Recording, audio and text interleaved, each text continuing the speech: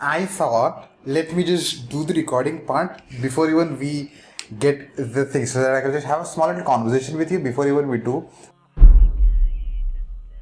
And one thing that I would love to share with you, I think it is very important being a part of the world or the Academy of Art and Scientists is you should start embracing the imperfections, because I think we are not perfect. Is that the people want us to be perfect, and we are not perfect anyway. And the standards that we have set for us of being so perfect and doing so many things in a very precise way. I think one of the members that I was interacting a couple of months back, almost a year back, he said, Fazil, perfection is like a disease. And even in the book, see, even this is not perfect today. Even in the book, What Relentless, he says perfection, you should not strive for perfection, you should strive for what? You should strive for excellence. I think that makes this the opening of the video. Thank you so much, /podcast, for starting this one cool video that I've planned for you. Was a topic that we were talking about? I have no idea. Okay, the art of retention in your community calls. This is going to be one of the core significant topic for you. Once, for example, even if you have like one member starting off the community, I think this goes for you. Congratulations on starting your community, because I love to talk with visionaries. I love talking with dreamers. I love talking with the people who make those Hawa Mahals. You know, that's like we don't get to make a lot of Hawa Mahals when we are in something in a different world altogether. But then when you are a part of the world of Academy of Art and Scientists, I personally love to talk with visionaries, dreamers, also cool stuff, and founders. Now, you being a founder of something of your community, you are now planning to start a particular community call. That brings us to the welcoming of this video. Thank you so much for joining in this one video /podcast. In this video, we're going to talk about the art of retention in your community calls. One of the biggest challenge, probably one of the not the biggest challenge, but then it's one of the challenges that you're going to face when you start building a community. Is like, okay, how should I get the retention of it? So I've kind of jotted down 9 different points for you over here, and we are going to dive down into this one topic in 10 different points. I just took a pause there. You know why? Because we are talking about retention, and they need your attention. I just need to see how many of you gets filtered out here and how many of you actually makes it to the other end of the fence. So we are going to talk about 9 points over here. The first and foremost point that we are going to focus is always, whenever you have even one member coming in, welcome always. Point number 1 is always welcome new members / always welcome members. Both the members who are already a part of your community and the members who have been added new inside your community through so many means. Now, when someone joins in, welcome. Take their name, because once you welcome them, okay, existing members, one category, new members, one category. So whenever this might seem very simple, very small little point to start off this one topic, but this plays a huge role. 3 times the impact. It actually makes sense. It actually is a proven system that I'm sharing you, because welcome. Again, when you welcome, it makes them that they have made the best decision of their life. When you know that they have made the best decision, and when they also feel okay, because there are so many times that you have purchased a product or a service or a product or whatever that is, be it an online world, be it an offline world, you sometimes feel okay, I think I paid too much for this. Just to eliminate that one feeling, when you welcome people out, they become so happy and they're like, okay, I'm going to learn everything that you're going to say. They start taking notes and they start implementing things. Point number 1. Point number 2, once you start the call that in the Academy of Art and Scientists, the community call goes with the name of the core table, right? So what happens is we share the agenda first. This is the flow of the agenda. So what happens is you exactly know how long this is going to be. What is the agenda of the call? What topic am I going to share? Is it going to be a topic or a Q&A session? Or what am I going to announce towards the end? What are the new updates? So I set the agenda first. Once you set the agenda first, this reminded me of that I have to charge my phone. Otherwise, after the recording, I have to again wait like 40 minutes to charge this. You don't stay here, you stay here. No distraction. Anyways, what happens is you exactly set the tone of the meeting on the first go.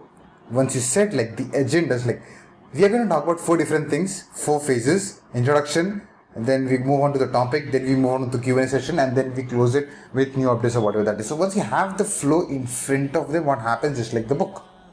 Once you open the book, you've got an index. So once you exactly know what you're getting into for like next 90 minutes, that's done. The retention raise, it stays towards the end of. And you can also use this agenda as a hook. Like, if you stay till the end, I am going to give you some cool bonuses, or I'm going to share some cool updates if you stay till the end. And then you have to like the marketing part of it. Point number 3 is week on week. The third point is very important. Share the core sacred system that you've built for yourself and the community. Because when they are life is very powerful. Life takes over you, and you can get to lose the momentum. You get to lose the accountability, and you can stop consuming the courses. You can stop getting the results. It is because we are getting slightly off track of what you're doing. So once you're running the community calls, it is so very important for you to get people on track. It's for you as well as for them, for both of you. Like, even you can get derailed as a leader, you can get derailed as a community leader and the tribe as an entrepreneur. It always happens with me. It can happen with you, it can happen with everyone, it happens with everyone. What was that? English teacher, what was that grammar? Continuous passive tense something. I don't know. It happens with everyone. Anyways, so sharing core sacred system week on week, what happens is it gives you clarity of what you're saying. Point number 1. It gives them a focus. Okay, this is like, and once you do something on a weekly basis, on a over and over, if you're repeating one thing over and over, what happens is it gets, that one thing goes into you deep, that one point goes deep into your audience as well. So once that is happening, you are getting more aligned, you're getting more congruent, you're getting deeper and deeper together as a tribe. Point number 3. Point number 4 is, remember this abbreviation TCS. Oh, you already know TCS, but this TCS is a different TCS than what you already know. I'm not going to name what you already know, but then you already know what I'm going to talk about. You are not going to know what I'm going to talk about, because you have a different perspective of TCS. I've got a different angle altogether in TCS. It was like a ballpark moment for me here in like last 30 seconds. 4th point, TCS, topic content secrets. Once you open the call, or even before inviting people to the weekly calls that you're having, tell them what you're going to talk about. Tell them the topic that you're going to share. Tell them the secret that you're going to share. Tell them what is the content you're going to share with them / asset. What happens is, when you say topic content secret, TCS, once you let them know what they're going to talk about, probably have a great hook or something like that, so that what happens is, when you tell them what you are going to teach them, they are more likely to be there. Now, interesting point, right? 5th one, have Q&A sessions. In Q&A sessions, what happens is you get to ask people what they want. My mom, she takes her classes, and what I have been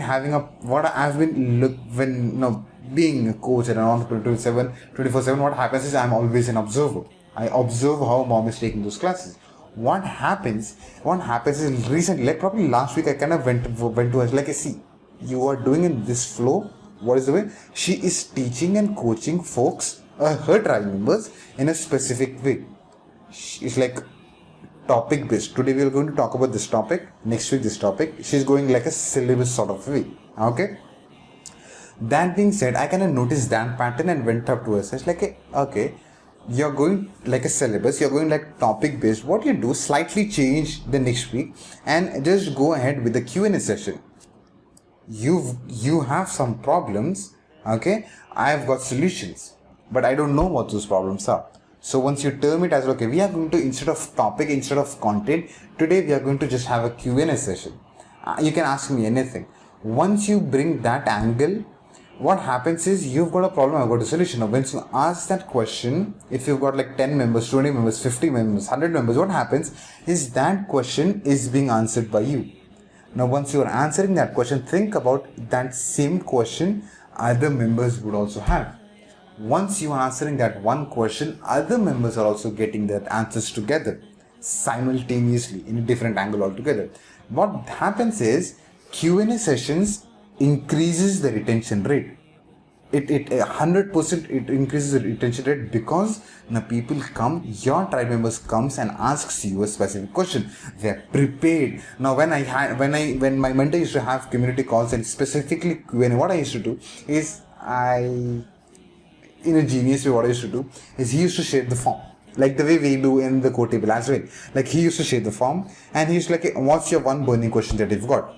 What I used to do is I used to save the link of the form the previous week.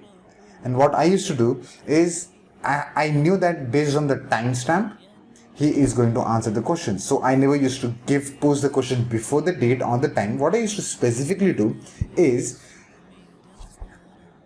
type the question already in a note. When he gives the form, I used to copy the question, paste the question, and I used to be the number one and get asking the question. This way, what happens is my question is answered first. You can also do it in the code tables because that's like a genius way that I used to do. I used to get answers, and I think that holds the attention. People are already preparing for the question that they are going to ask you. This way, they get to be on the call. Second, other people are also preparing and they're also getting answers. So it's like you are getting clarity in the questions. They are getting answers to their own questions. The best way of doing it. One. Point number 6, and let them talk. Let them share their story. Let them share their journey. Let them interact with you. It's like, okay, what's the best thing that happened last week? What's the best thing that happened after joining the community? What do you want to share? What do you want other members of the account, the community to like to know about you? So what happens is the point number 6 specifically talks about them. Now, one thing that you should know about members and people and human behavior in general is people love talking about themselves. You give them an opportunity to talk. And I think one of the core things that I am recognized by in the masterminds that I do is what I'm not bragging about myself. I'm just saying, like, people tell Fazal, like Fazal, one of the core superpowers that Fazal has got, like Fazal has the ability to listen to the journey. And I think I find it fascinating from my end as well, because what happens is when you're listening to people, you're going through a journey, you're going on a long drive with that person. What happens is you get to learn wisdom, you get to involve yourself. Okay, this is what brought you to this one, and this is why is it important for you to lose weight or make money or build a business or learn calligraphy or whatever that is. So it gives you a tone, it sets the tone. So what was the point? Like, let the people talk, give them a framework, like talk about 1, 2, 3, probably give them 5 minutes, or probably give them 1 minute, probably give them 10 minutes, and let them talk. So when they talk, they feel more connected to you as a person, as a leader, and the community as well. So like they get to interact in themselves. 7th one, this is a tactical word that I'm going to use: leverage breakout rooms. You're obviously going to run virtual calls and online calls that you're going to do, and specifically don't do in a webinar based format on Zooms, do it in a meeting based so that people get to see themselves and you get to leverage something called breakout rooms. If you don't know what breakout rooms is, be a part of the community that calls the Academy of Art and Sciences. So this is one thing that I love doing and love people talking and interacting with each other. I get to put people into multiple rooms and interact and talk to themselves, and because I cannot cater to like so many people at once, what I can do is I can accommodate 5 people in a single room, and then you go talk. This way they get to talk to themselves, and the internal community starts to grow, that ecosystem starts to build. Point number 8, let them interact internally. Again, that links back to the leveraging breakout rooms. Point number 9, community calls. It's not point number 9, but then it's like an end note to the whole video / podcast. Community calls should be their go-to place every week. It has to be something you think about, that one thing that you love going on a weekly basis. Don't say Sunday. Probably you can say Sunday for the cold tables, you can say that, but then don't say like I want to take rest or something like that. But think about those things that you genuinely want to go back to. Probably meet that one friend, probably hang out with family, probably go to beach with family, probably have that dinner with the family on a weekly basis or a monthly basis or whatever that is. Probably go meet your team if you have got a business, like go have like lunch on a weekly basis or on a monthly basis, whatever that is. What's that one thing that works like a magnet for you it kind of anchors across the week. So your community call should be like that. When you follow these 7 to 8 steps, what happens is your community members want to come back to your community. Now, when they want to come back, when they know, okay, this time of the week is blocked out in the calendar forever. It's like no one gets to disturb me when I am going to meet or be a part of the core table of your community or your community call or whatever that is. It's like the go-to place, booked, claimed across the year. Like nobody gets to disturb me, nobody gets to take the time away from me. Once that happens, the retention is going to happen anyway. These are things that I follow myself. These 9 points are something that is very close to me, because more than you selling something, it's more on the lines of once you've sold your product, now you are interacting, letting people talk to each other, helping them, being there for them, making them accountable from each other, and you can do wonders if you follow these probably 9 steps. That being said, thank you so much for making this video / podcast topic me a part of your day, and that brings us to the conclusion of 15 minutes of the art of retention in your community calls. Thank you so much, and I'm going to see you in another exciting video.